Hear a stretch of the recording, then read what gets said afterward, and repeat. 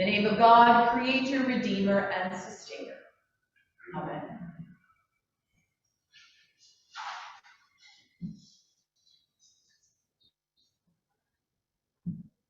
Today's gospel is another in a long line of the disciples being clueless. Jesus tells them one thing, but they hear another. He loves the disciples, and they are faithful followers, but their cluelessness always gives me hope that my many failings aren't the last word. For example, the brothers, James and John, knowing now that Jesus is the Messiah, selfishly wants to cash in on his prominence. So they approach Jesus and command him, not ask, command him to have one of them sit on his right hand and one on his left when he comes into his glory. As though next to Jesus, they are the most important people. It's an incredibly arrogant demand. They obviously imagine that through Jesus, they will come into positions of power, wealth, and prominence, and are already pushing themselves to the front of the line for the coming riches. As soon as the other disciples learn what James and John are doing, not surprisingly, the disciples become angry. That's where the cartoon on the front cover comes from. It's a little atypical of a cartoon front cover, but I just thought it was very cute and telling about what's going on in this passage. Two sheep are talking about James and John, and they're like, well, they did leave everything behind to follow Jesus. They probably just wondered what they were going to get for it. We see punchline, of course, but they could have been more discreet. Of course, right in front of the other disciples, and of course, they're all annoyed.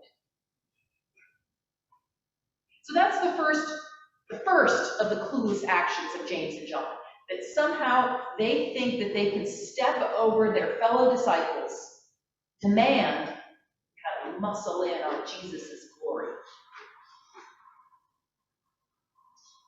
But the second clueless thing that James and John do really gets to the heart of the matter. They entirely miss the point of what Jesus is teaching. In prior chapters, the disciples learn that Jesus is the Messiah. But they don't seem to get what that means. From their perspective, the Messiah is a powerful military leader who will save the Israelites from the Roman Empire, the occupiers. The Messiah will use brute force to kick the Romans out and lift up those who are downtrodden. And probably in their mind, they're imagining probably so the downtrodden can switch roles and instead become the oppressors and the ones in charge. Yet all along, Jesus has been telling them, no, this is not how this works. He illustrates this over and over again by telling them to love their neighbor. He heals both Jew and Gentile, including Syrophoenicians, Romans, Samaritans. He keeps telling the disciples he is going to be rejected, he will die, and he will resurrect. And the disciples keep not believing it. In fact, immediately prior to this story, Jesus has just told them for the third time that he's going to die. He is being incredibly blunt. Yet in the very next scene, James and John want to trample over their fellow disciples, sit next to Jesus in glory, and lord it over other people. It's kind of shocking. I mean, where is the love? Where's the humility? Don't they notice that Jesus isn't promising glory? Are they not paying any attention to Jesus?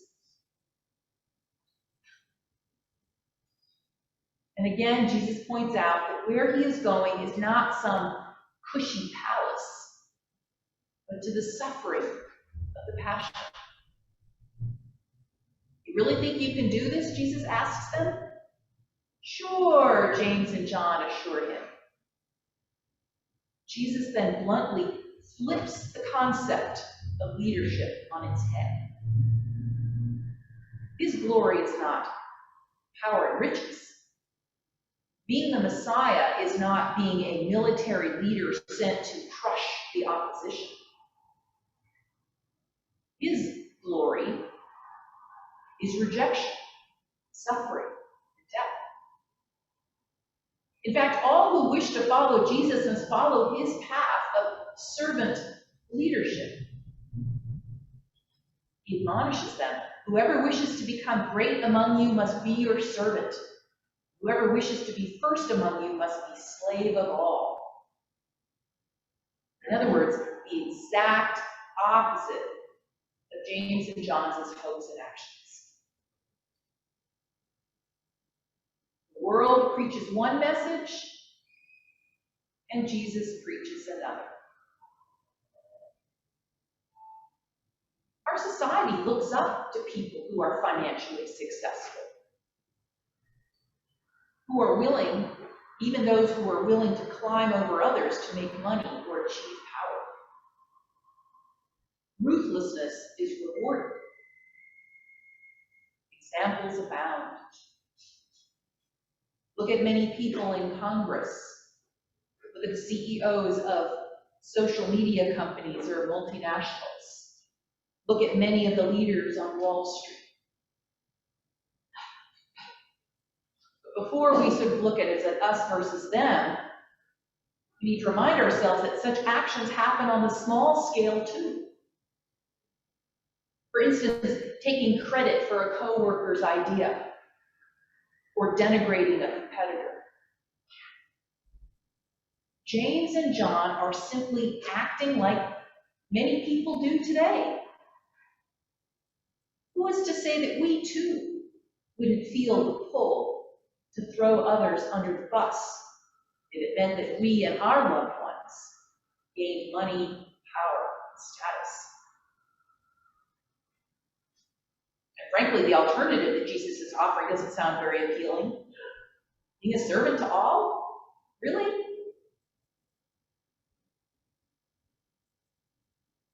The world preaches one message, and Jesus preaches another.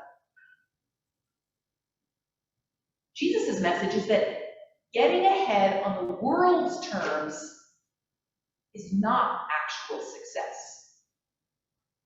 Rather, real success is based on love and relationships.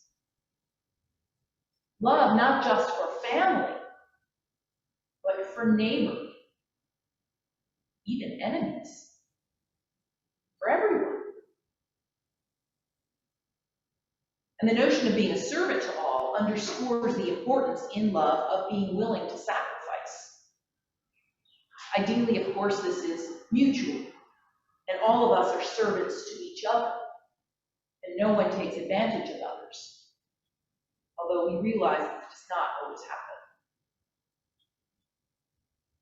Jesus himself was willing to die out of love for others, even those who nailed him to the cross. Love sometimes means sacrificing something of yourself for the sake of others. Now, I'm not trying to glorify suffering or suggest that all sacrifice is good, but rather, we as Christians are called to a radical love, which Jesus modeled. And sometimes that radical love means sacrifice and service. It can be as simple as sacrificing your time to serve a meal at Horizon House, or sacrificing your money to help someone in need. It could even mean risking your career, your reputation, or even your life for a moral truth that lifts up others. That is real success.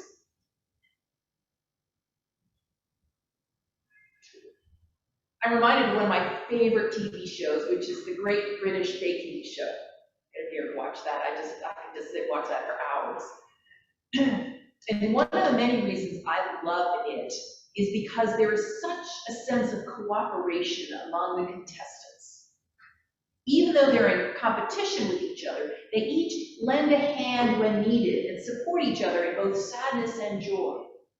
If one person has finished their task and someone else is still working on their cake, they'll rush over and help them do things so that they don't get left behind.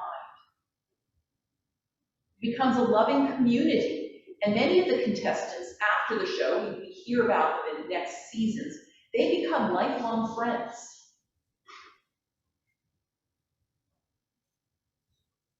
This is in contrast with something like, say, the cooking show Chopped, where contestants are, among other things, encouraged to sabotage each other in order to win the competition. There's no community developed between contestants. It's everyone for themselves, looking out for number one. The question to ask ourselves is, do we want to live in a world that is like the set of Chopped, or like the set of The Great British Baking Show?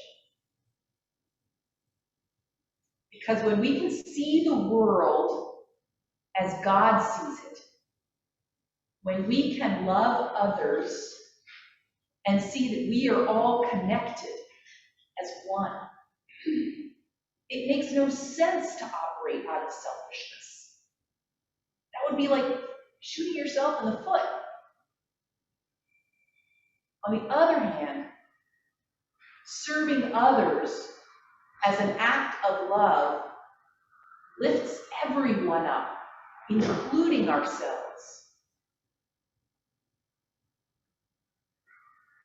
Whoever wishes to be first among you must be servant of all.